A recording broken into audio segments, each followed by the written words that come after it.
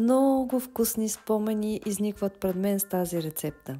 Някои ги знаят като катми, а аз ги знам като родопски колаци. Но както и да ги наречете, все са си вкусни.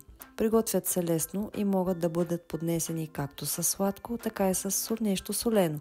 За всеки по нещо.